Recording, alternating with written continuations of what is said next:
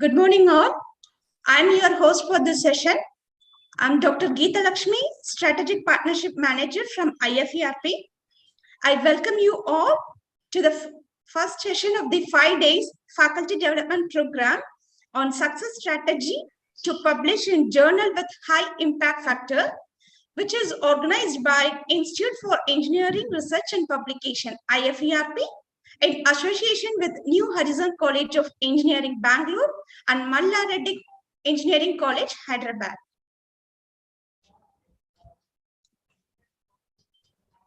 First, I would like to welcome our dignitaries from Malla Reddy Engineering College, Dr. A. Ramaswamy Reddy, Director, Principal from Malla Reddy Engineering College, Telangana, and one more person has joined with us from New Horizon College of Engineering, Dr. B. Rajalakshmi, Professor and Head of the Department. Next, I would like to invite the Honorable Guest Speaker, Dr. Ratneswary Rasiah. She is a Pro-Vice-chancellor, Associate Professor of Economics from Saito University College, Malaysia. I would also like to invite all our attendees who has been joined with us today. Before we are going further, let me just give you a brief introduction about IFERP. IFERP stands for Institute for Engineering Research and Publication, which is a non-profitable professional association meant for research and development in the field of engineering, science and technology, and management studies. As a leading organization for scientific research and assistance, IFERP promotes knowledge sharing in engineering, science and technology, and management studies through its scientific conferences and events. It will also help you to establish student chapters, professional development programs, career and skill development programs, faculty development programs, webinars, workshops, journals, magazines, and proceedings. IFERP has stepped in and encouraged strong network in many developed and developing countries like India, Iraq, Maldives, Malaysia, Thailand, Singapore, Philippines, Indonesia, Taiwan, Vietnam, and UAE, etc. Let us see a few words about academic partners. Our first academic partner is New Horizon College of Engineering, Bangalore. New Horizon College of Engineering is an autonomous college which is affiliated to Vice-chancellor Technological University, approved by All India Council for Technical Education, AICTE, and University Grant Commission, UGC. It is accredited by NAC with A grade and National Board of Accreditation, NBA. New Horizon College of Engineering is located in the heart of the IT capital of India, Bangalore. Coming to our next academic partner, Malla Reddy Engineering College from Telangana is the parent college of the Malla Reddy Group of Institutions, Hyderabad, Telangana, and India, is founded by Sri Malla Reddy. The institute was established in 2002, which is approved by the AICTE New Delhi and was affiliated to Jawaharlal Nehru Technological University, Hyderabad, JNTUH. In 2008, the college was accredited by NBA, and the college has been certified by NAC as an A-grade institution in the Hyderabad region. The college has been granted permanent affiliation and autonomous status by JNTU from 2011 onwards. Now, I would like to welcome Dr. A. Ramaswamy Reddy, Director and Principal of Malla Reddy Engineering College, to give you a small introduction speech. Welcome, sir. Okay, thank you, madam. It is audible, madam? Yes, sir. All right. So, respected expert members of the today's FDP program, my dear faculty members, the students and the participants. So, hearty welcome to 5 days faculty development program on success strategy to publish in journal with high impact factor. So, and hearty welcome to Malla Engineering College also. So first of all, my sincere thanks to all the expert members so immediately accepting our invitation to giving your available lectures to all the faculty members of this FDP program. And also, I really congratulations to both colleges, so New Horizon and Malla Engineering College department, head of the department and faculty and dean of the MREC. So for conducting this FDP program in our colleges as well as the both at New Horizon College also. And I requesting all the participants. So please utilize this opportunity to effectively for the 5 days of the faculty development program on success strategy to publish in journal with a high impact factor. Especially fresh research scholars and who are initially starting the PhD pursuing and MPhil pursuing programs. This is very, very helping to all the faculty members. So what are the important journals we are having available in the world, they're worldwide, on the highest, with the highest impact factor. This is. And also, our academic partners, so New Horizon and MREC, it is a part of the IFERP. Okay, it is very happy for conducting this FDP program, both sides. Now coming to our college aspect side, Malla Engineering College was established in academic year 2002 with intake of 240 initially. Now the current intake is 1620 per UG program and PG 180. Total intake of our college is 1800 intake is intake. So this is the first autonomous college in the entire Telangana state. And 3 times accredited by NBA, 3 times accredited by NAC, 3 times accredited by UGC autonomous. Only one of the colleges in Telangana and Andhra state. And also, last 6 months back, we also received a NAC A++ with 7 years. Only one college in entire Telangana and Andhra, that is MREC, Malla Engineering College main campus. And also, NBA, regarding the third cycle NBA accreditation, so we got 3 + 3 6 years. And all 5 UG programs, we got more than 700 + 4. This is only one college, I think, private engineering college in India. That is also great achievement. So this college is also having the ARIA ranking, MIC star rating. This college is also having AICT nodal center, ISRO nodal center. NCC, we are having both the wings, Army wing and Air Force wing. And also having MSME Business Innovation Center. So recently, last 1 year onwards, nearly 1 crore 30 lakhs received from the funds from the MSME. One of our first year students, CSC student, recently got 15 lakhs fund from the MSME. Remaining third year EC student, fourth year CSC students also received the fund from the MSME. So we are conducting so many activities on our campus. So regarding placements aspects also, the last academic year highest package is 56.7 lakhs. So next highest package is 30 lakhs, 26, 25, 24, 22, 20.8, and 20 lakhs, 15 lakhs. So more than 20 lakhs and above 48 students are there. 10 lakhs, so 77 students are there. And 6 to 8.5 lakhs, nearly 670 students are there. And coming to internship aspects, so nearly 570 students last academic year they got the paid internships. Highest paid internship is 60,000. In all aspects, our college is running very excellently.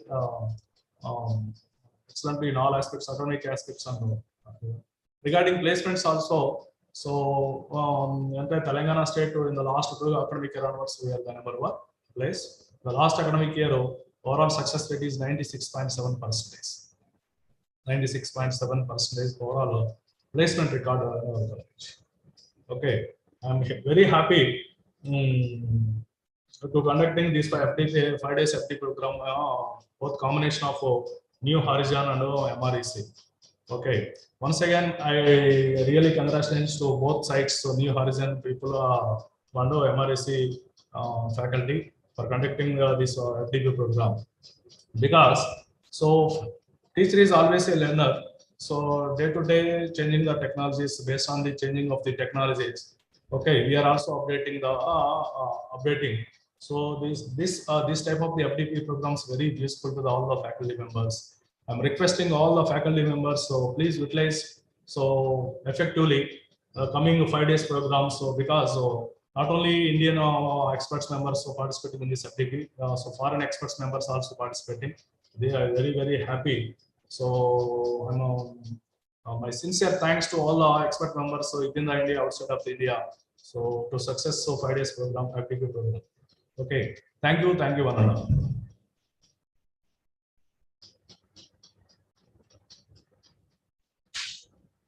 Thank you, sir. Thank you for your wonderful speech and about introduction about your college also. Thank you so much, sir.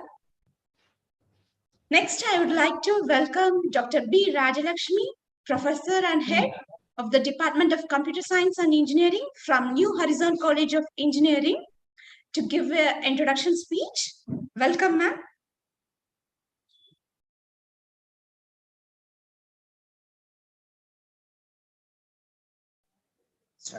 A very good morning and warm welcome to each one. I'm extremely happy to welcome all of you to the 5 days faculty development program on success strategy to publish in journal with high impact factor.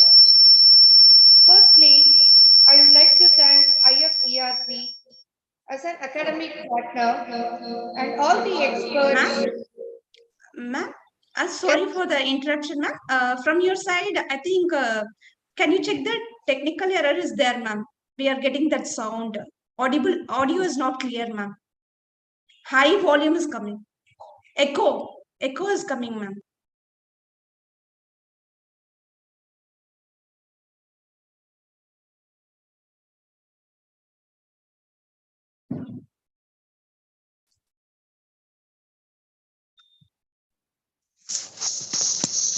Is it fine now? No, ma'am. Still, you have to adjust, ma'am. Is it fine now? Yes, ma'am. Now it's okay, ma'am. Yes, ma'am. Now we can proceed, ma'am. Okay. Sorry for the interruption, ma'am. Yeah. Firstly, I would like to thank IFERP as an academic partner and all the experts for taking their precious time out and making to this event. Secondly, I want to thank all the participants of this FDP for being present here today. New Horizon College of Engineering is an autonomous institution located in Bangalore.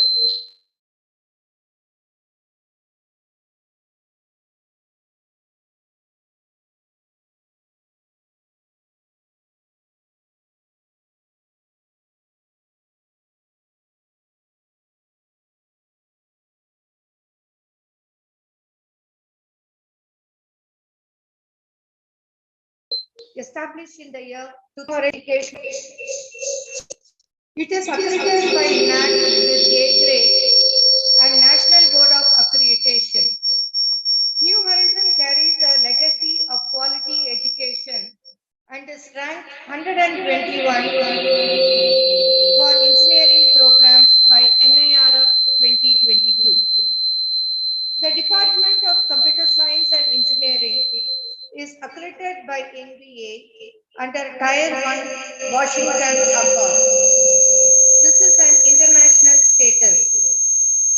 Research allows us to pursue our interests, to learn something new, to perfect the problem skills and to challenge ourselves in new ways. Working on a faculty-initiated research project, given us an opportunity to closely work with a mentor, another faculty member, or other experienced researcher. Deeper understanding of the domain, greater confidence and independence, better understanding of career and education path are the attributes required for all academicians. We have a galaxy of speakers with a proven track record of publishing in high impact factor journals and highest number of citations, joining us to share their ideology for the next 5 days. Research as a process of knowledge building inspires personal growth and development in all individuals and groups. Teachers bring their expertise to their classroom, and by actively sharing the knowledge they have gained through research and then build a professional community to shape the minds of their students. Today, NEP 2020 emphasizes all higher education institutions to contribute on research, which is an inevitable and inseparable component to create knowledge that can lead to new technologies, commercial products, and development of industries that can have a significant impact on the Indian economy. At this juncture, I am extremely happy to inform New Horizon College of Engineering is one of the few colleges in Karnataka which has implemented NEP 2020. The 3 weeks extensive internship program for the second semester students will commence shortly. As an academic partner, we can assure IFERP contributes its role in this aspect, which is very much appreciable. Noteworthy research findings must be published with reputed publications, which is the central aim of this next 5-day faculty development program. It is an appeal to all the participants to have keen attention on every session to make their research publications noteworthy. The next 5 days will be a great learning for all of us. Thank you once again and have a great day.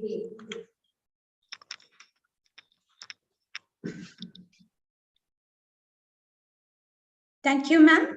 Thank you for your wonderful speech. Now, coming to the first session of this today's program, I would like to invite Dr. Ratneswary Rasiah, Pro Vice-chancellor for Teaching, Learning and Research and Associate Professor of Economics from Saito University College, Malaysia. Ma'am, I would like to invite you to deliver the keynote on the name of the yin and yang of writing and publishing in high-impact journals, a journey of discovery and resilience. Welcome, ma'am. Thank you very much. Okay, I'll share my screen first. Yes, ma'am. Hold on. Is it clear? Can you hear my voice? Yes, ma'am. Okay, thank you very much. Okay, so let me share my slides and first and foremost, thank everyone for this opportunity. Hold on. All right, so this is my topic. A very good morning to everyone in India and a very good afternoon to everyone in Malaysia. The yin and yang of publishing and writing and publishing in high impact journals, a journey of discovery and resilience. Thank you very much, the organizers, for inviting me for this session. And I hope the presentation will help the students and researchers to do a lot of writing and publishing. Okay, so what we're going to do today is we're going to talk about the yin and yang of writing. What does it mean?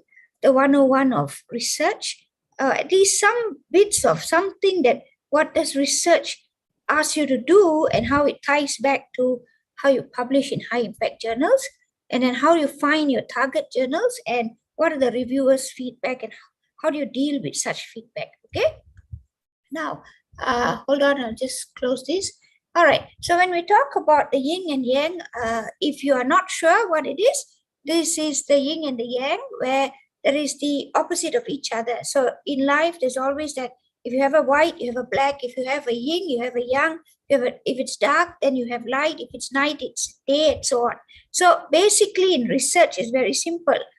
When you talk about publishing in high impact journals, you're talking about a focus on efforts to enhance the yin, which is the quality, and the yang, which is the quantity of publications. There's always that whole big issue of, oh, we've got to publish a lot, and everybody's talking about quantity. But if you do too much of quantity, then the quality may have a problem. So there's this fine balance between quantity and quality and the yin. So this is basically the yin and yang of publication, yeah? And so one requires to be very mindful. You know, you need to reflect mindfully about what you want to do. If you are an early researcher, you want to think about, okay, I need to get some publications, but I don't want to simply publish. I want to publish in good journals. So it's going to be a tough process. You need to be resilient. You need to be patient. But once you learn the technique, then it is going to get you there. Okay. So when we talk about publishing in high impact journals, everyone's got this big problem of either you initially start with people telling you just publish, just try. And then after that, they start telling you publish or perish. So you can't be in academia if you don't publish, because then we want to take in people who only publish. And then the next one will tell you publish in high impact journals or you perish. The next one will tell you publish frequently in high impact journals and maybe you won't perish. Can you imagine how the order becomes more taller by the day? It's not easy, but it's something that one needs to do. So publish or perish is something that everyone is thinking about. Okay. Now, when we talk about research, Francis Rommel talks about a systematic, careful inquiry or examination to discover new information. You see the word new information, new relationships. So you want to expand the body of knowledge, you want to verify the existing body of knowledge, but you need to bring in something new into the story. Now, John Best says research is more systematic activity directed towards discovery. Again, the word discovery, new knowledge, the development of an organized body of knowledge. So it's always, how do I give back to the body of knowledge? What is it that I'm adding to the body of knowledge? Is there a new discovery? Okay. So when we talk about the characteristics of research, this is something that everyone who does research will know. It has to have rigor. This rigorous, it is a process that is very systematic. There's a lot of procedures to follow. It has to be valid and verifiable, which means that if you use data and that same data is used by somebody else using the same technique, they should get the same answer. So it should be verifiable by people. And then empirical, you want to draw some conclusions using hard evidence that you've gathered. It has to be critical. So when we talk about critical, we're saying now if you use certain procedures and it's systematic and the methods employed are followed through properly, then whatever results you get, you've got to have a critical analysis of those results. And then accuracy, very, very important, because a lot of the time when you want to do things quickly, you might just skip some steps which can lead to a problem. Okay. And of course, the last is ethical. Ethical consideration is number one in any of the research that you do. And especially when you deal with human beings, it is essential that you look at ethics as number one. So high impact journals will ask you, did you go through an ethics process for the questionnaire or so on so far, okay, for the experiment and all that. Then types of publications, there's scholarly journals, conference proceedings, book chapters, books, professional or trade publications, theses, newspaper articles, and magazines, which are popular general interest magazines, yeah? So the tips on high impact journals, number one, this was taken from Elsevier, and it reflected very clearly. 1 to 5 was given by Elsevier. Number 6 is what I added in. Now, they clearly tell you to reflect before you start writing your manuscript. You don't start straight away. You got to reflect and think, okay, what are you going to write? Is it something that is current at this point of time, a problem that humanity is facing? Is it going to give a solution to a problem that people are trying to solve? Okay, so you got to reflect before you start writing. There's no use everybody start writing. Some people say, okay, let me just take the data and just throw it into the software and try and get something out. That doesn't help at all. When it comes to high impact journals, you got to think very clearly. You got to reflect before you start the journey. Make sure your manuscript is written so well that it will be published. We call it publication worthy. And then you got to write a good cover note to accompany your journal submission. Make sure your results are written effectively. Ensure your references are correct and they follow the guidelines stated by the journal. And how do you find target journals? Now, each one of it we will go through. So when we talk about reflecting on before you start writing your manuscript, you need to prepare your manuscript. It is such a crucial component of research, and it involves so many steps and goals before you can actually come to the final stage of that manuscript before you actually submit it. So when we talk about that, you ask yourself these questions. Before you begin, you ask yourself, have you done anything new or something new? Is there something new in your research? Even if it's one new construct, one new variable, at least you have something new. You would have actually read the literature, like, a lot extensive literature to see where the gaps are before you say, okay, I'm addressing this limitation. I'm addressing this gap. Okay, so something new. Is there anything challenging in your research? Because if it's not challenging, it's just replicating somebody's work, then people will say, so what? I've seen this so many times. So what are you saying? And will your results influence other researchers? Will it be, of importance to other researchers? You say, oh, wow, something new come out. This point of view is different. So will it affect the other researchers? Have you provided solutions to some difficult problems? Yeah. So when you're writing a journal paper, the research problem is the most important part of it. When you look at the research problem, you can get research problems from your interest or experience as a researcher. You've seen what's going on in the world and you say, okay, this is an area that we could do because it's an important area. So a lot of people are looking at SDGs now, Sustainable Development Goals. It has become such an important thing. So people are looking at that. People are looking at climate action, climate change. They're looking at mental well-being, things that are so important in today's world. And then what's the existing theory? Is there something new you can add to the existing theory or maybe use a new theory? Replication of previous research.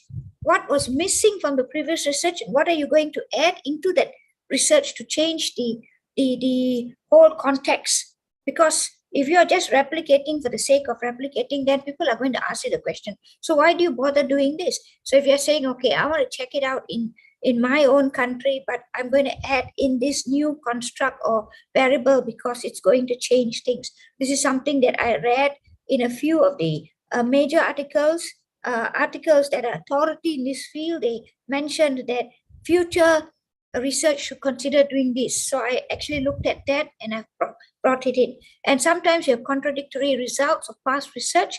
It's so much of contradiction. There's this confusing spotting gap that you need to address. Okay, so when you look at existing theory, if you look at this particular paper where they talked about TAM2 was proposed to overcome TAM limitations. So TAM is the original theory, technological acceptance model, and then they had a new TAM coming in called TAM2. But even TAM2 has limitations, and this paper spoke about the limitations, which gives the editor a chance to say, wow, these people not only say they want to use the new one, but they also have found that there are some limitations. So at least they say that these people are not like saying TAM2 is the best. There's still some limitations, but it's better than TAM.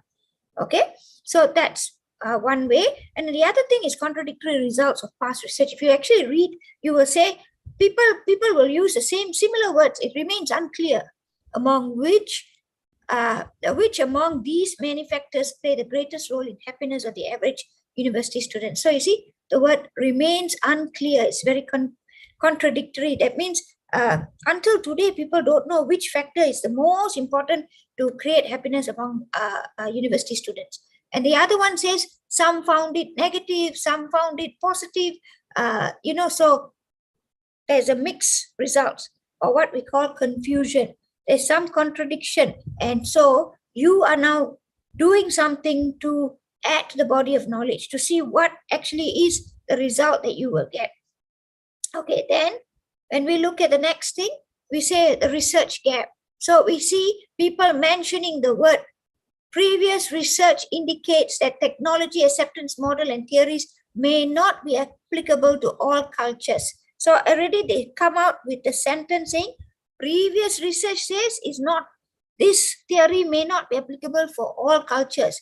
So far, little research has investigated the important role that social, cultural, organizational, and individual factors play. So basically they're saying whenever you read an article, you can just skim through and find these words: limited research, lack of research, very little research has been done.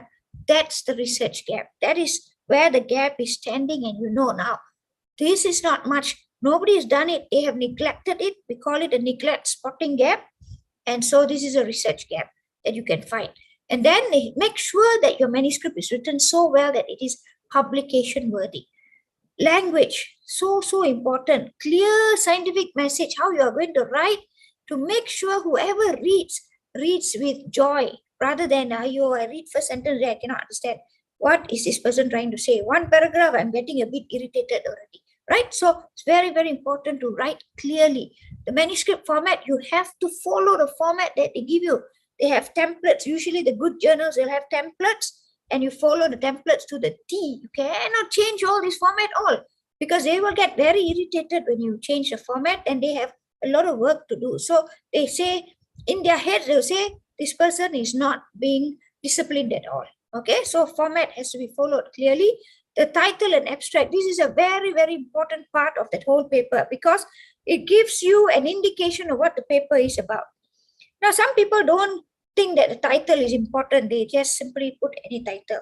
But title needs you to tell the aim of the paper, what kind of methodology you would use, where exactly is your research going to be done, and so if you don't sort of have those things in your title, then it's not a very good title. So they need that.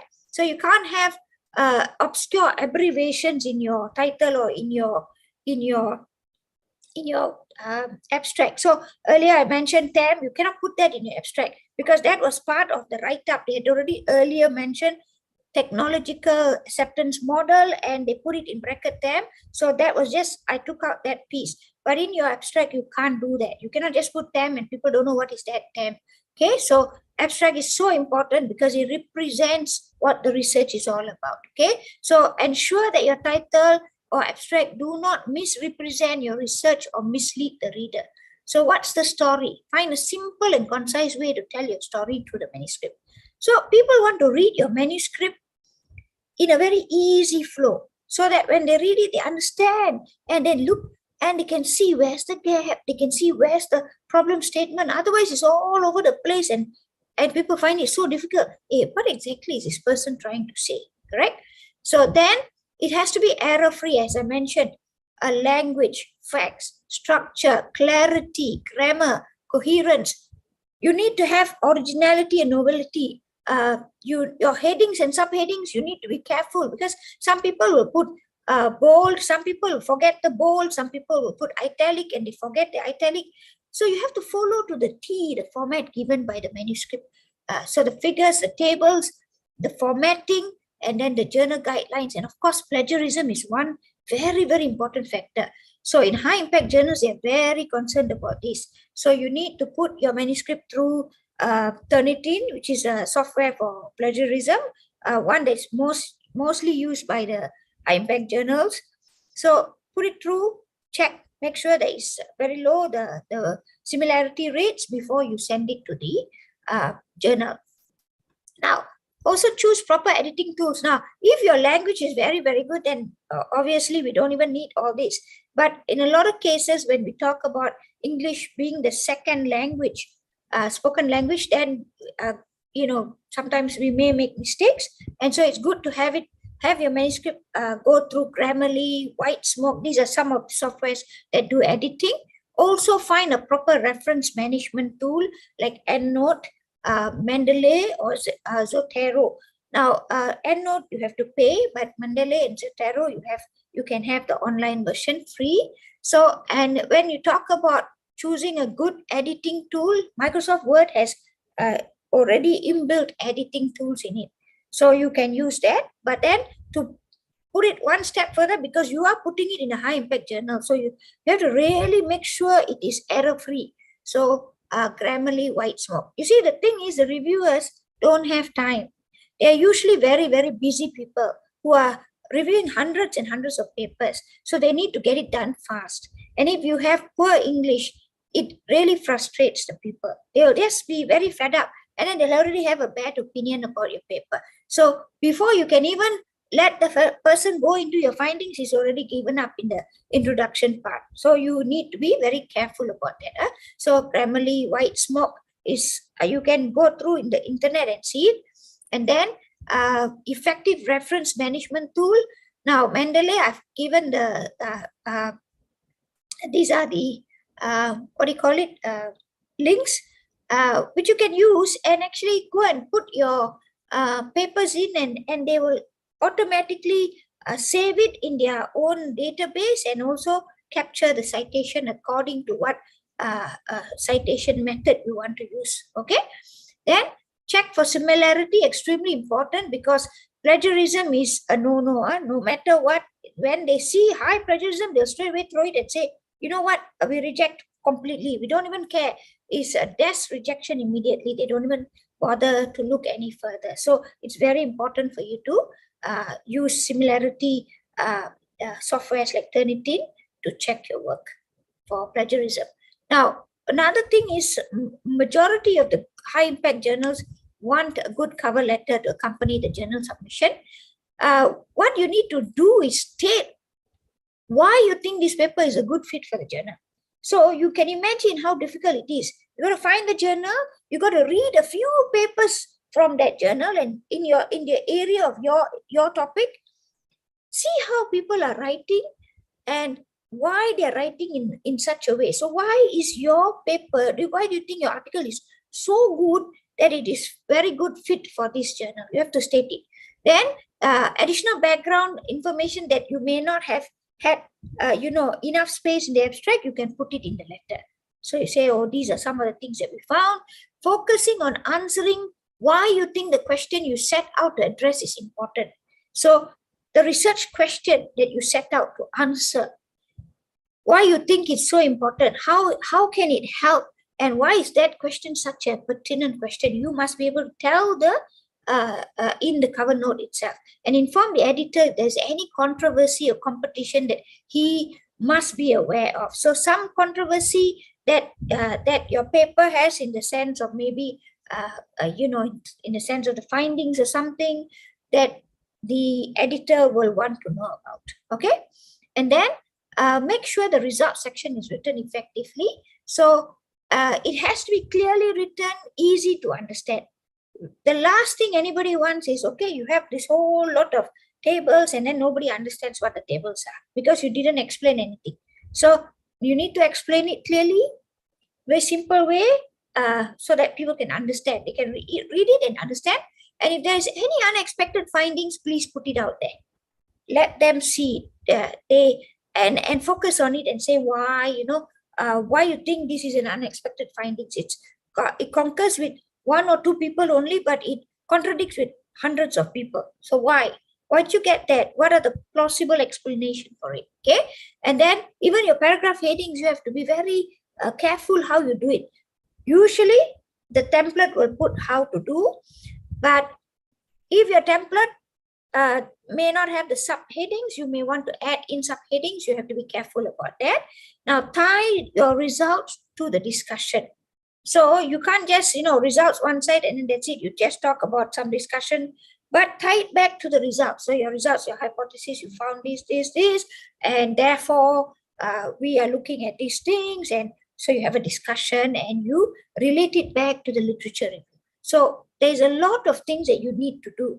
You can't just write your findings and that's it. Forget about it. You have to discuss it, because that discussion will then lead to the implications, the conclusion, the practical implications, the theoretical implications.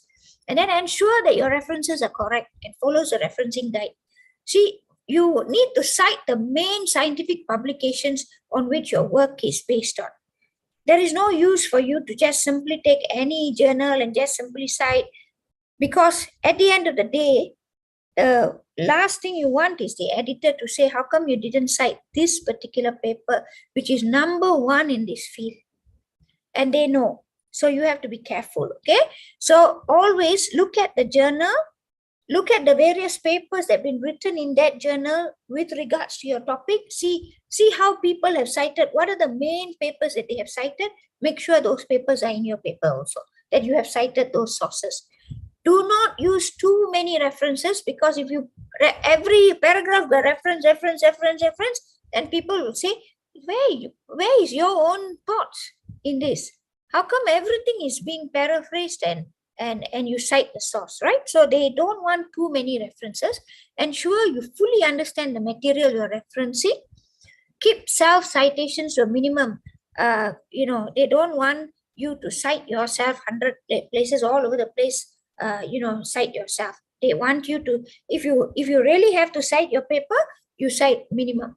Don't cite too much, okay? Now, avoid excessive citations or publications from the same region. So if you are looking at a study, you're doing a study in India, and then your references all from India, and then they say, don't you have any other references that you can look at, from different countries, right? So different regions. And then acknowledge the people that you need to acknowledge, like the people who give you the funding bodies, the financial supporters, your advisors, and so on and so forth, okay? And then find your target journal. So always check the title of the journal. Reputation is so important. Quality is so important, because you're talking about high impact journals. Now, journals, when they are not good and they are, like the paid journals, you've got these Beals list journals, imagine it is now in ESCI, but because there's some hanky-panky going on, it will drop out. Very quickly it will drop out. And so you have to be very careful. You don't want to put in to a journal and then suddenly find that next, when you wake up the next month, it is already non-indexed already. So because we were in a hurry to get it easily into publications, okay? Identify some relevant articles. What are the high impact articles in that area of study? Read the abstract to confirm the article's relevance, because the abstract has the issue, the purpose, the methodology, the theory, the findings. So you want to read anything that has got to do with your topic, because you want to see whether it's relevant or not. So you have to read the abstracts as much as possible. And then look at the article's reference list to find other relevant sources. If you find, like, you're searching, you can't find, then you take a good 2-3 good articles, look at their reference list and see whether you can find some other papers. Of course, there are many ways to search for papers. And then read the high impact journal articles, follow how they outline their style, you must read the good papers, and then you see how they write. You read many times and you say, okay, they brought in the research gap. They brought in the problem statement. They cited the sources properly. They gave very good explanation. The discussion's very in-depth. Okay, check the date of the research, because you want to get the most current ones. You don't want to be citing a source saying, this is a problem today, there is mental issue, and then you go and cite a paper in 1988, and then they say, today the mental issue, but you are citing a paper in 1988, which is not current at all. Okay, check the numerical data and explanation. Check the number of citations to find out who is the authority in the area. All these we can do quite easily. So to look at the most important articles. Now, these are just some of the ways to find journals. Okay, I've given these links, but I will show it to you afterwards, so not to worry. Okay, so this is just the basic, the most basic is Google Scholar. Google Scholar has all the, lots of journals in Google Scholar. But if you just look at this point here, you can custom range it and say you want the latest. And then you can also see the citations and see how many has been cited. So if you look at the first paper in the year 2020, it has not been cited at all. Here, the second paper has been cited by 8 different researchers. This one is cited by 312. This is cited by 60. So in this particular area of gig economy and higher education, you can see that this paper, the third paper, independent work choice, necessity, and the gig economy has been cited the most. So this appears to be the authority in this particular area for this point of time. Now, when you just look at this straight away, you can see it's the highest, right? So that's very important. Now, remember, Google Scholar, in terms of quality, there is very low quality papers. There's also very high quality papers. So you have to be very careful, because in Google Scholar, they don't discriminate. Anything that's in open access, they put it in Google Scholar. Even no open access, you see here, don't have open access. So you can't even, this particular research, I can't read because there is no PDF at the site, right? So, but if you look at the second one, there is a PDF. When you click the PDF, you can see the full paper. So it depends. Some have got the full paper there, some don't have the full paper. But when you have to read it, and you also have to look at which journal. So when you look at the journal, you go and find whether the journal is in a high impact or low impact index, okay? And also another thing about Google Scholar is that the coverage is very wide.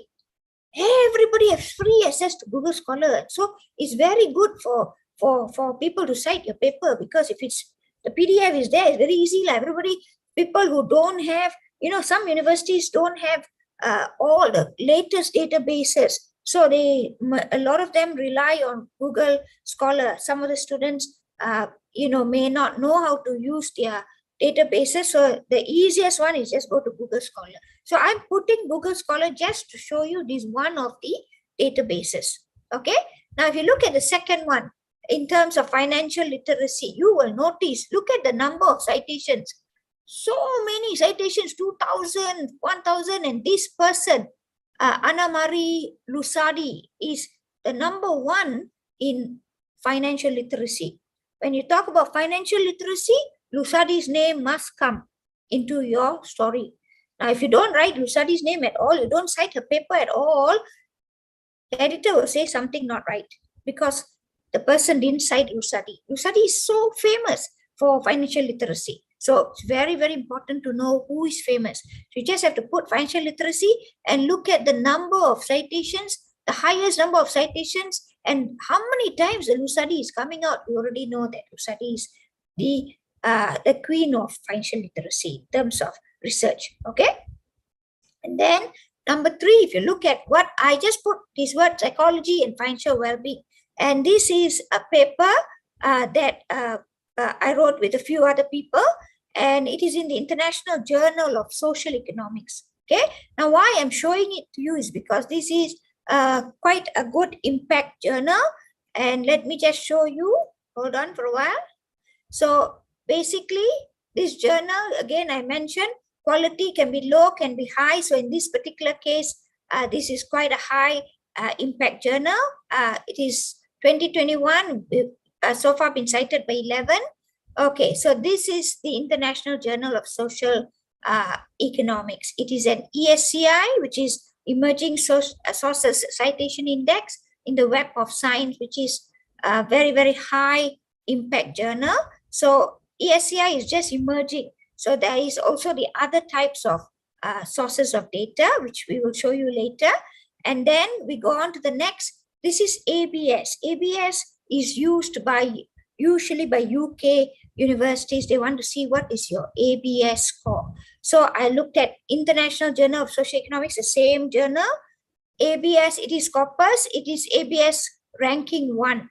You can see it's ranking 1. So it's very high level for a British, you see when you apply for jobs as academic, in British universities, they want to see your ABS publications. So they want to see how many ABS publications you have, what is the ranking. That's how the form, they'll ask you to fill up that form and say how many ABS papers do you have and what is the ranking.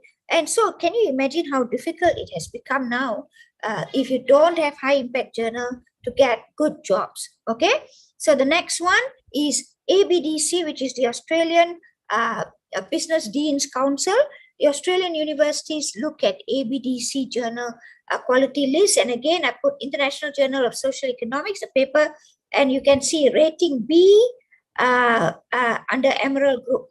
So this again is ranked in ABDC under ranking of B, not A, but B. But so it's still high impact because it's in the Web of Science, it's a Scopus, it's an ABS, it is an ABDC. So really, that's how you look at how the paper is. Okay.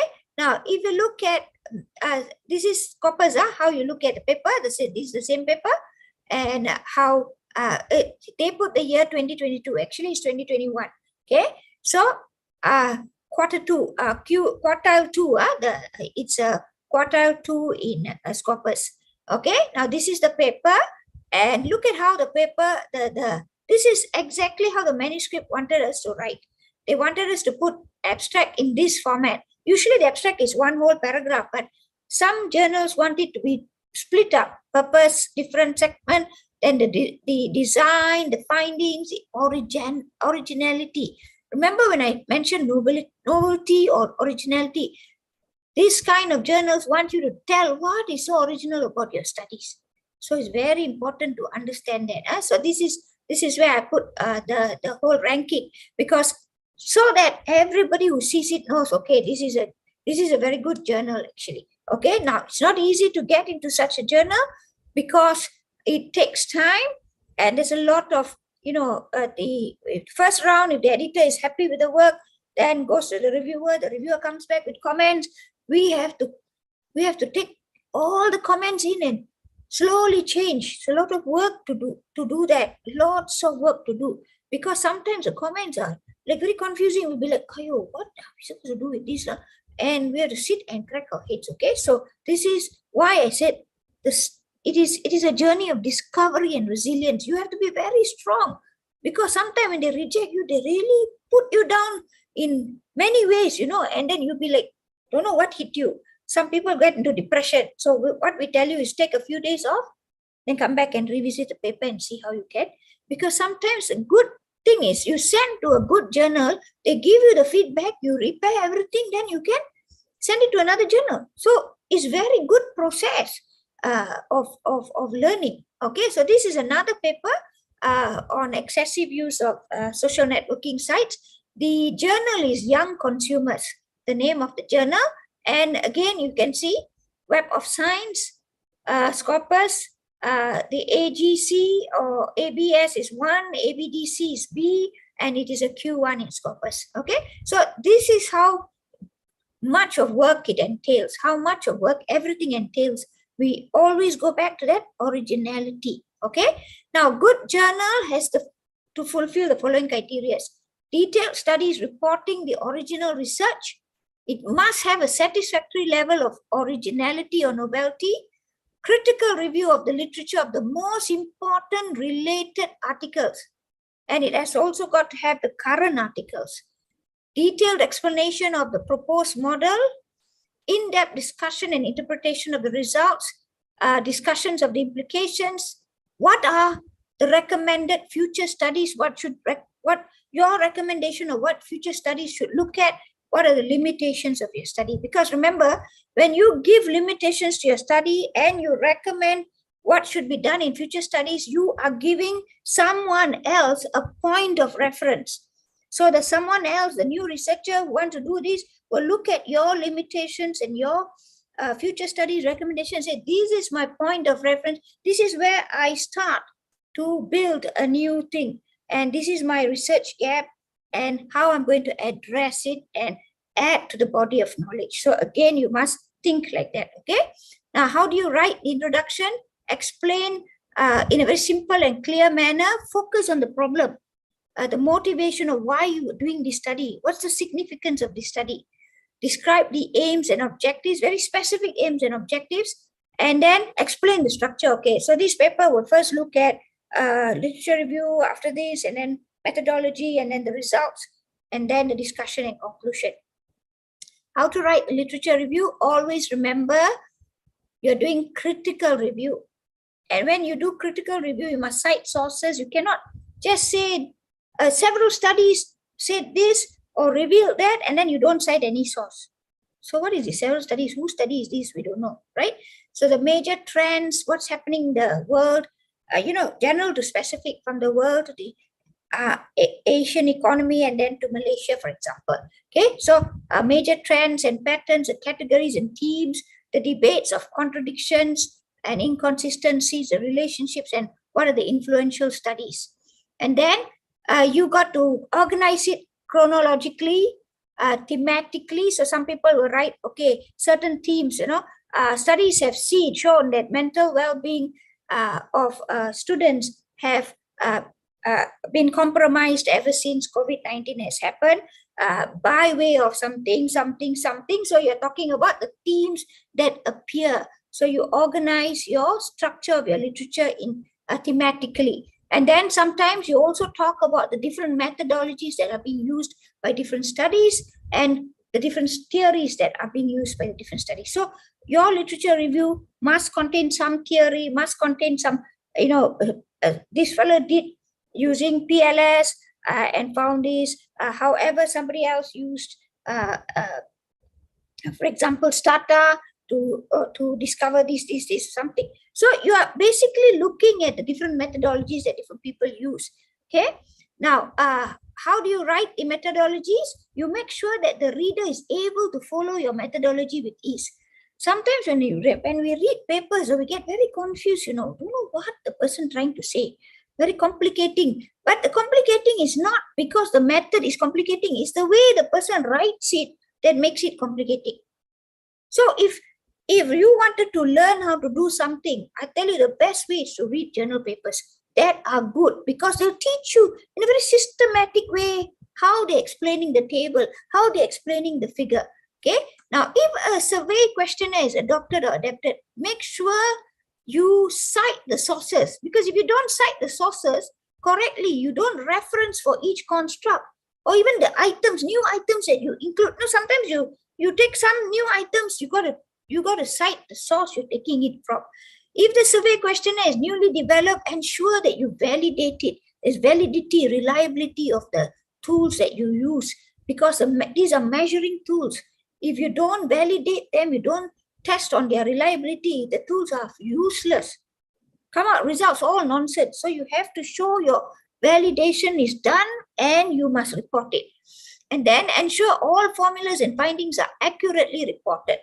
The last thing you want is to get your reviewer saying, in table 2, this is shown positive, but you are describing it as negative. So they get irritated, because they are like, it's very confusing. There's a lot of people don't want to read their manuscript a few times. They get fed up, you see. So if an article is incomplete, the reviewers will become frustrated because they cannot comprehend the argument or the logic. Okay. So how do you write the discussion? To establish consistency, you must always link your discussion back to the literature.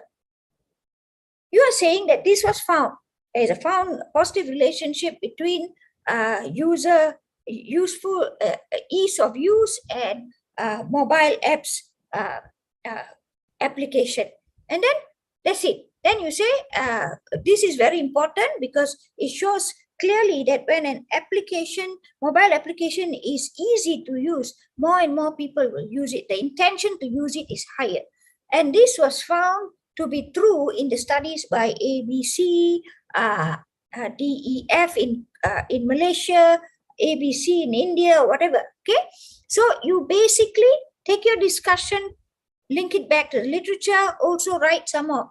So if your findings contradict with most other people, then this is a very good chance for you to give your discussions, give your learned discussions about why it may be different in the case of Malaysia.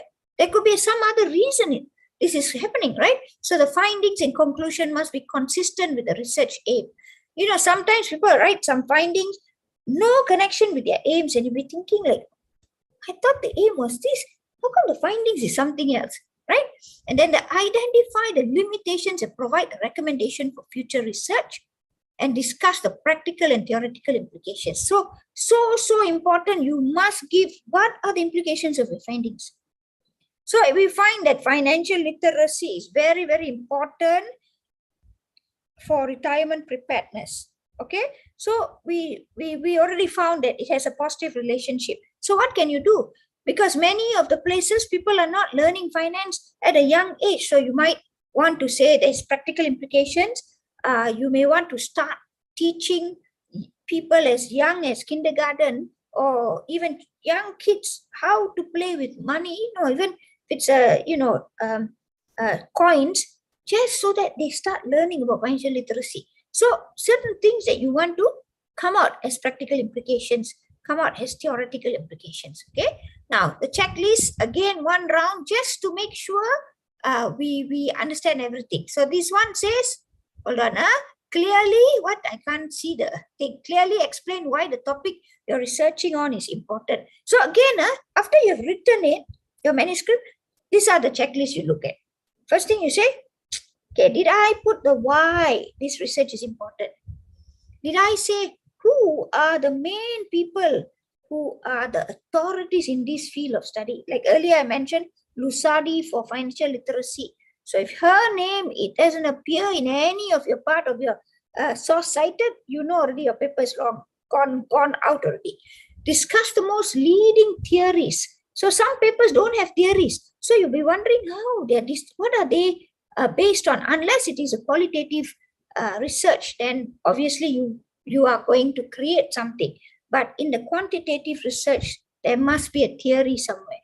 And then which methodology are the most frequently used and what are the most frequently asked research questions. So look at all these things. And then checklist 2, is my problem statement concise and clear? Sometimes people write long problem statement, so long and it's going all over the place and repetitive that people get headache reading it. They don't know what the point is actually. So you need to be concise and clear. Have I identified the research gaps based on the literature review? Many people don't put gaps. I've seen a lot of papers, they don't have gaps. So when we ask the question, what are you addressing? What gap are you addressing? They don't know how to answer because they didn't read enough. See, all these come from your reading of your literature. Have I followed the outline required for a journal article? Did I miss any pertinent points? Have I cited all the necessary sources? Now, this is one of the biggest pain points. Many people just cite and forget to create their reference list after that, because they didn't use a reference management tool. So then they forgot, where did I get this paper from? And then they'll be scratching their head. Sometimes they say, never mind, I don't put and see whether the reviewer will know or not. Can you imagine doing that? The reviewer has so much work. You shouldn't do that because it is a bad impression you're giving to the reviewer. So always be mindful. Impression is very important. First impressions of your paper is very important. Okay.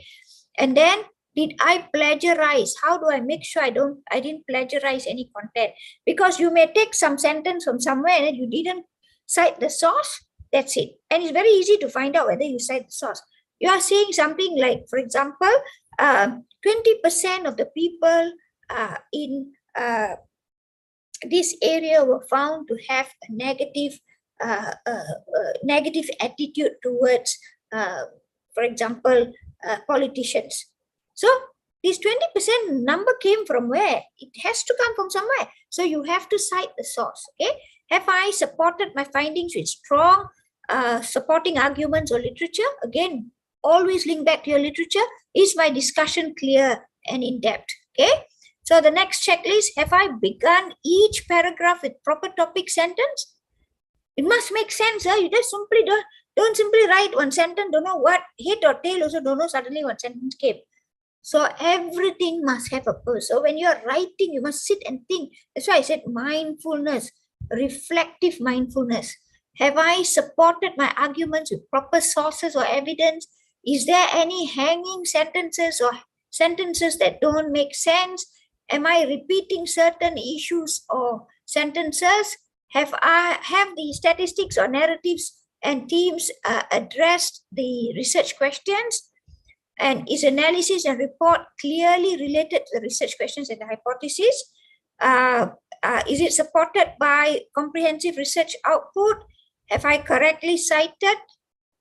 Are the tables all clearly shown without errors? Nice, clear tables? Does the writing flow smoothly? Did I use third-person reference? That means you must not all, in your write-up, you mustn't say, I undertook this experiment. The word I shouldn't be used. It should just be this experiment was conducted. Because you don't use your name, like I did this, I did that. Usually we refer to third-person reference. And then, so this is the final checklist. If you can fulfill these requirements, your paper is very, very good. Introduction, literature review, research methodology, the results and discussions, the critical writing and the conclusions and the format. If you can clearly, get all of these properly, you will be able to send it to high impact journal without any problem. So the issue now is really how much are you going to, stress yourself out or not? Okay. So reviewers, what they want to see, they will ask the question, they have their own checklist. What is the main question addressed by this research? They will ask that question to themselves, and they're reading your work and thinking, I can't find the main question. What is? And is it relevant or is it interesting? Is it something that is very pertinent? How original is this topic? Is this just a replication of some other topic? So they'll say, that's why they'll give the feedback. This is just a replication. So what is new? So what are you adding to the body of knowledge? Is the paper well written? Is it easy to read? As I mentioned many times, if you don't write properly, you will get rejection very fast. Are the conclusions consistent with the evidence and the arguments presented? Does it address the main question? If the author is disagreeing significantly with the current academic consensus, do they have a substantial case? Can you imagine all of these people are saying one thing, and including Lusardi, and then you decide yours is different. You are disagreeing with them. They are all the, main players. So how are you going to discuss it and give a plausible explanation for why yours didn't follow? I mean, we're not saying you can't find something different, but you have to explain it, and explain it really well, because nobody's going to listen to you because they've got Lusardi saying something different, right? So you really need to up your game, okay, on this. And then is the paper, if the paper includes tables and figures, what do they add to the paper? See, sometimes people like to add a lot of figures, a lot of tables, thinking that, the editor will be impressed. Editor will say, why so many? Why all these unnecessary tables you're putting? Why wasting time? This is a very superfluous. I am not interested in all this. Nothing of this is important to me. Only this one table is important. So you have to be very mindful that you're not simply putting for the sake of impression, want to show, big show. They don't want that. Okay. And then draw a conclusion that is contradicted by author's own statistical and qualitative evidence. So imagine when you conclude, your conclusion is contradicting your evidence or your findings. That is terrible. Okay, your findings say there is a positive relationship between happiness and academic performance. But in your conclusion, you put it differently. You put a different thing, and then they will say like, hey, I thought I read. And then you expecting the reviewer to go back to your findings and then say, oh my goodness gracious me, right? So you don't want the reviewer to go back and forth and, scratch the head, okay? So the use of discredited methods, some methods are discredited, they don't allow anymore. And then you still want to use it. Ignoring a process that is known to have a strong influence on the area of study. Sometimes a process is so tedious. You say, I don't want to learn this new thing. I don't want to use this. And actually, this is the most strong influence in your area of research. So you have to use it, but you don't want, because you don't want to learn something new, right? So insufficient data unclear tables, contradictory data, and you can see factual errors, ambiguous, unclear content. So these are things that, no reviewer wants to see. So are there major flaws? So this is what the reviewer is going to actually write. Are there major flaws? You're going to write, state all the major flaws. Has similar study been published without the authors acknowledging it? Sometimes you saw a few studies already done on this, but you don't put it in your citation because you think, I don't tell means nobody will know. No, they will know because they are reviewers. They will know what is happening. Are the authors presenting the findings that challenge current thinking? So you see, they want something, if it's different a little bit, they'll be quite excited to read and see how you build your case. And then if major revisions are required, you have the reviewer give that feedback. Are there any major presentational problems? Are there any ethical issues? That's why they always say, how come you didn't mention ethics, that you got the ethical confirmation or endorsement by the university? They'll ask you that question. If you don't have it, they will ask you, where is that ethical permission from the university to actually undertake this research and to give the questionnaires to everybody? Okay, so minor issues, very simple things like, are there places where meaning is ambiguous? Are the correct references being cited? Are there any factual or numerical or unit errors? Are the tables appropriate? No, sometimes the tables are so badly put. I've seen work where the tables are so ugly. I really don't like to see also. So there are certain ways in which you must put the tables. So it's very, very important for you to do that. Now, before I say thank you, let me just show you some of these important things here. So, for example, this is one example of a paper that could have been better. So if you look at this, however, the problem is bigger and more complex than what? Hanging sentence. This is so, not good. And then that a company may have suddenly extensive literature. There's no, something is missing here. So you can imagine this kind of papers are in journals that are in Google Scholar. So you have to be careful when you read the articles, okay? So this is the Web of Science. If you want to see something, for example, public health, I wanted to search for public health. Look at public health. It is SSCI, SCIE. So it's a very high ranking, very, very high ranking journal, this public health, okay? So let me go to the next one, which is AGC, which is the ABS one. ABS is more for UK and so on. So let me just put in public health and see whether that comes out or not. Okay, so you see Scopus, ABS 1, the score, all 1, 1, 1, 1, 1. So it's very good, okay? Then the next one, wait, hold on, I'm sorry, but this is blocking my view, so that's why. Maybe you can't see it. Hold on. Okay, so ABDC. Okay, if you look at ABDC, hold on for a while.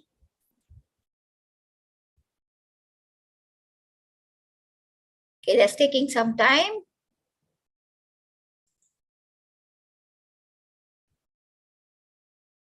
Okay, ABDC, yeah. So I'm going to just put the journal name, public health.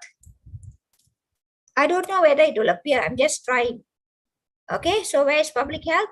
Anything here? No public health, right? Don't have public health. So public health is not in the ABDC ranking, okay? So how you see is you go and search for the list of Web of Science. If you can find it in Web of Science, is very, very good already.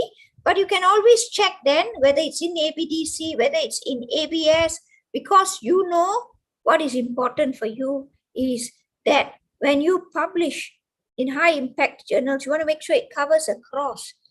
That one fine day when you decide you want to work in UK or you want to work in Australia or wherever, your publications will carry you anywhere, because that's how important these publications are. Is that okay? Is that clear, ladies and gentlemen? Hello? No one speaking? Am I speaking to myself? It's fine, ma'am. Fine, huh? Fine, Okay. ma'am. Fine. Thank you so much. Now, let me just show you that there is such a thing as journal finder. So this is Wiley's journal finder. If you have your manuscript ready, you just have to put the title, the abstract, and they will find for you the journal. They will find for you the journal. So this is a very good way of finding good journals. They'll tell you which journals, how long it takes. And of course, some journals have a cost to it. They'll tell you what's the cost. But after that, you check it in the Web of Science, you check it in the ABS, you check it in the ABDC, and you will know how good the journal is. So this is on Springer's journal. This is on Elsevier's journal. So they actually nowadays give you so much of support. They help you to find the journals so that at the end of the day, your work becomes very, very much easier. Okay, so what is this? I am Tiru, one of the organizer. Okay, sorry. I think this is something else. All right, so I will stop here. Thank you very much. Is there any questions? Are there any questions?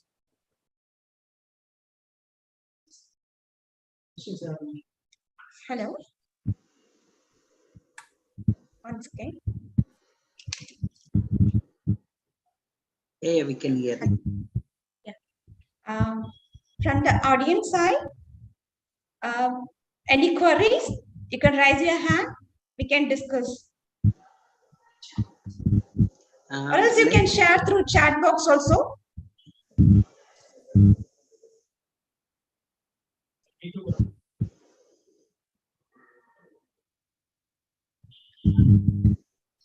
Was this helpful?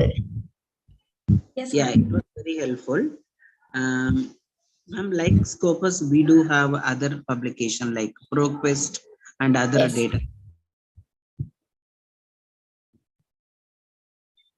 I just took the few main ones because I wanted them to just have a look at what are the possible ratings that they need to look Why at. Scopus is given databases? Pardon?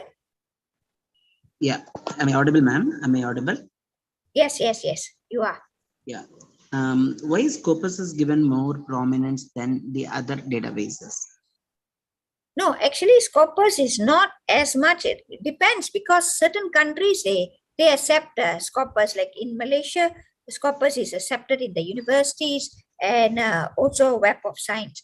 But if you look at other countries, they want ABDC. Some countries want ABS. So it's really a matter of trying to find high impact journals that can cover as many databases as possible, because then your publications can help you with your career. So if you are in the academia, that's important. So even if you are a student doing your PhD or your master's, it's important to start with that kind of publications in good journals, because at the end of the day, you don't know what you will end up doing, and you want to carry, you want your publications to carry weight for you. And that is the reason we start from the students itself. We say start learning the way, so that at the end, you once you master the way to write the manuscript for the high impact journals, you will become first class, very easy for you to go far. Okay, thank you, ma'am. Welcome. Miss, Any other questions? somebody put up their hand. Yeah. Mr. or Miss Krishna or Mr. Krishna. This is Kiranmani Nandagiri. What does mean by Cosmos indexing? Pardon? What does mean by Cosmos indexing? Where is this? Cosmos. Yes, ma'am. I'm afraid I don't really know, because I don't know this Cosmos index. So my apologies. I will have to find out and come back to you. Yes, and ma'am, one more query is like, imagine you go to Journal Finder and the last publication was done 5 or more years ago. What to do in this case? The topics is no more relevant? No.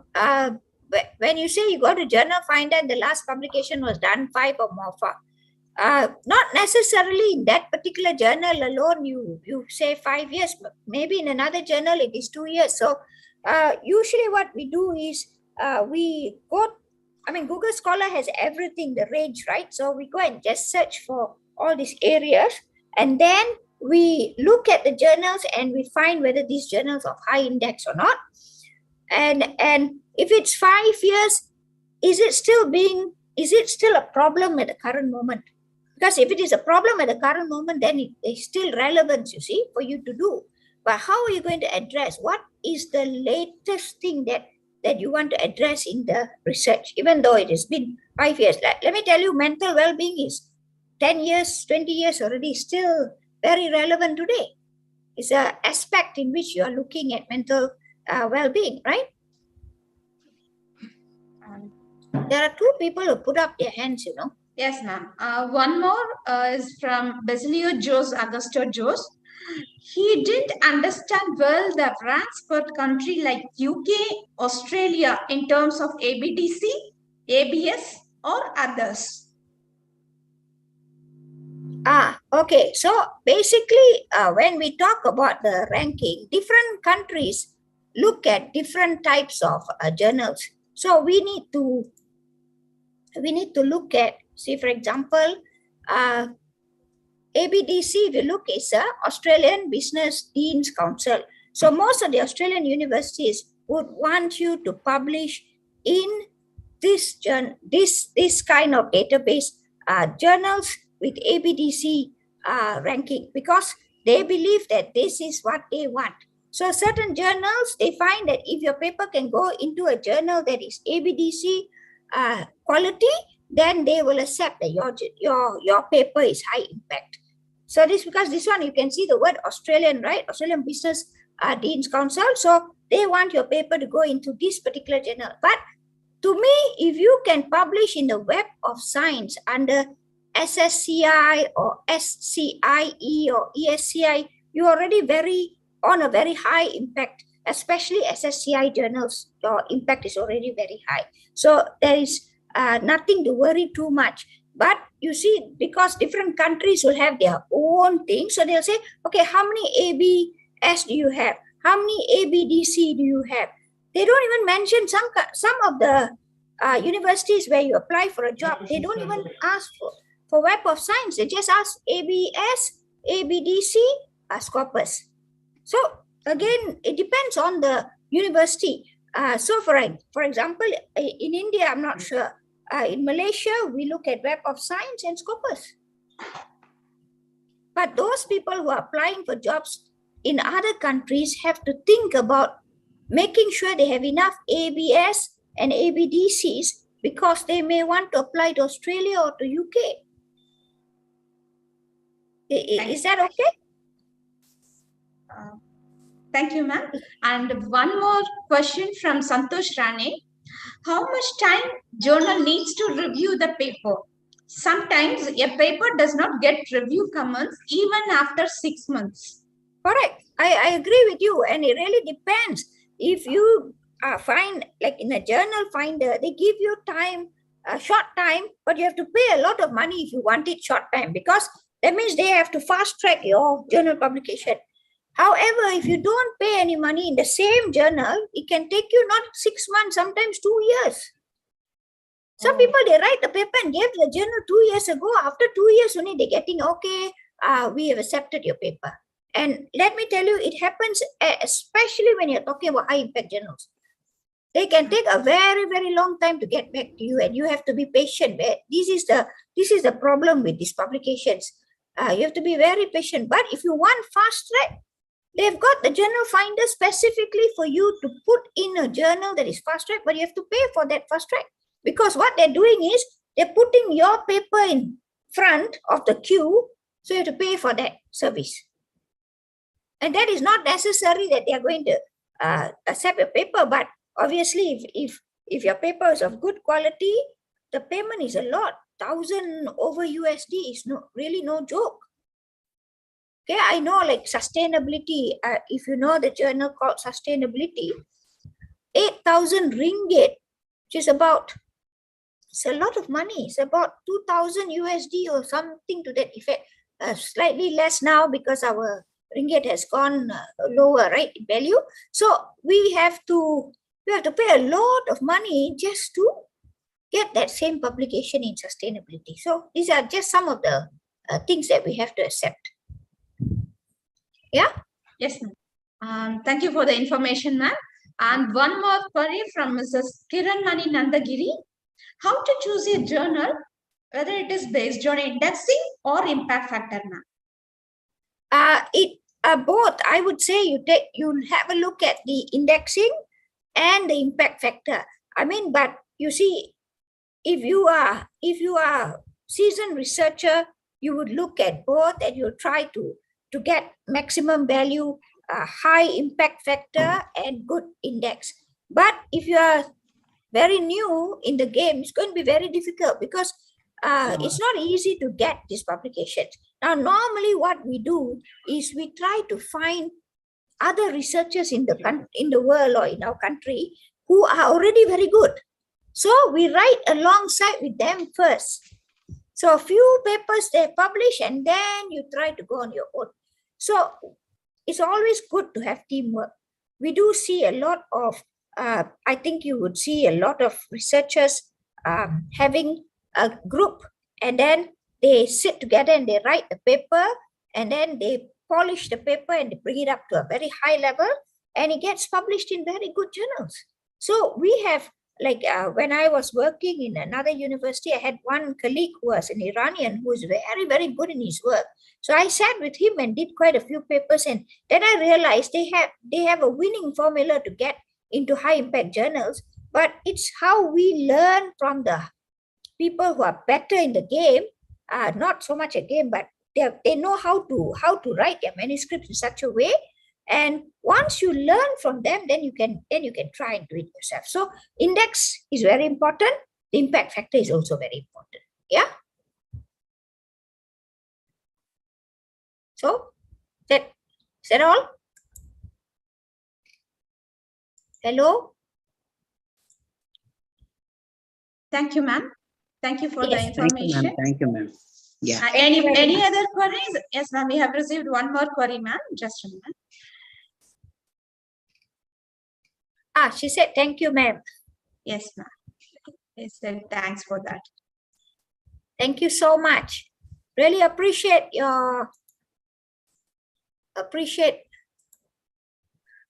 being given this opportunity to present here, and I hope I have done justice by giving what I know, what little I know.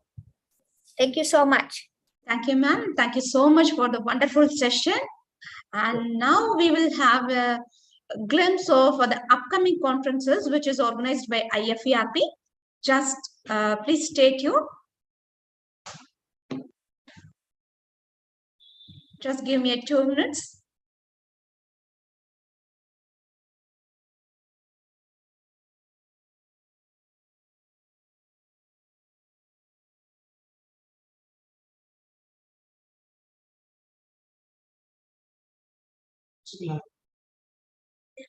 September.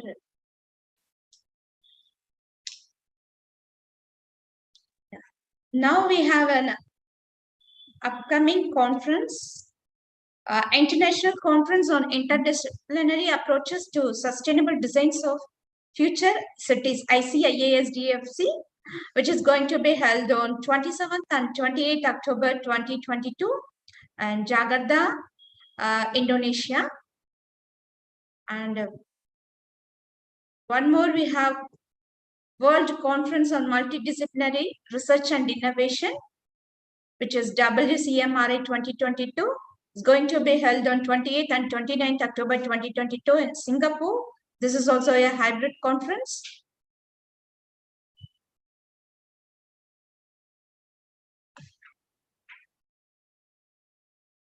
And one more conference we have, third International Conference on Advances in Science, Engineering and Management, ICA-SEM 2022, which is scheduled on 18th and 19th November 2022. And venue is Hyderabad.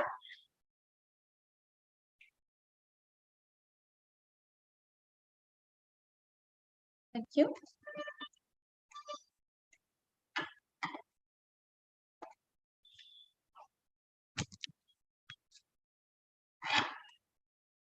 And we have an upcoming scientific conferences and the events which is organized by IFERP. One more is International Conference on Exploring Colossal Technological Advances of 21st Century in Science, Engineering and Technology, ICECTACSCT 2022, which is scheduled on 13th and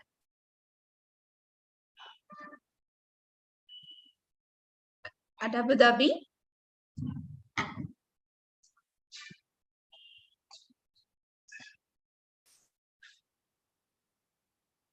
Vote of thanks.